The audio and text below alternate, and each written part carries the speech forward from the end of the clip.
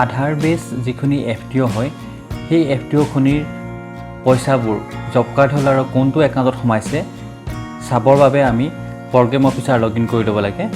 Login কৰি লৈ পেলাই আমি ৰাইট সাইডে আহিলে আমি D32 যিটো আমি FTO ষ্টেটাছ বুলি যিটো আমাৰ লিংক আছে সেই লিংকত আমি যাব লাগিব। গৈ পেলাই আমি আধাৰ ABP FTO ডিটেইলছ লিংকত আমি ক্লিক কৰিলে আমি ফাইনেন্সিয়েল ইয়াৰটো সিলেক্ট কৰিব লাগে। বাই ডিফল্ট ইয়াত 23-24 সিলেক্ট হৈ থাকিব। আমি যদি কাৰেন্ট ইয়াৰো চাব বিচাৰিছো তেতিয়াহ'লে 23-24 ৰাখিলে হ'ল। তাৰ পিছত আছে সাৰ্চ FTO নাম্বাৰ। তাতে আমাৰ FTO নম্বৰটো আমি যদি ভৰাই দি পেলাই এই সাবমিট বটনত ক্লিক কৰিলে আমাৰ FTO ডিটেইলছখিনি আহি যাব।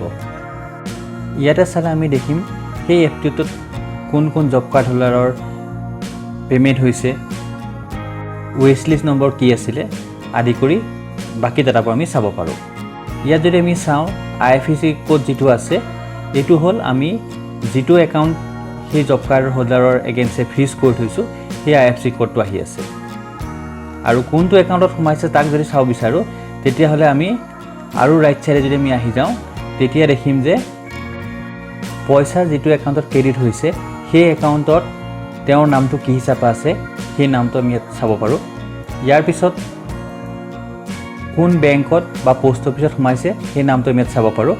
আৰু লাষ্টত আমাৰ যিটো কলম আছে ক্ৰেডিট একাউণ্ট নম্বৰ, ইয়াতে আমাৰ যিটো একাউণ্টত পইচাটো সোমাইছে তাৰ 4টা ডিজিট আমি চাব পাৰোঁ। লাষ্টৰ 2টা ডিজিট আৰু তাৰ আগৰ 2টা আমি চাব নোৱাৰোঁ, তাৰ আগৰ 2টা ডিজিট আমি চাব পাৰোঁ। যিকেইটা পইচা সোমাইছে তাৰ আমি মাত্ৰ 4টা ডিজিটহে ইয়াত দেখিবলৈ পাওঁ।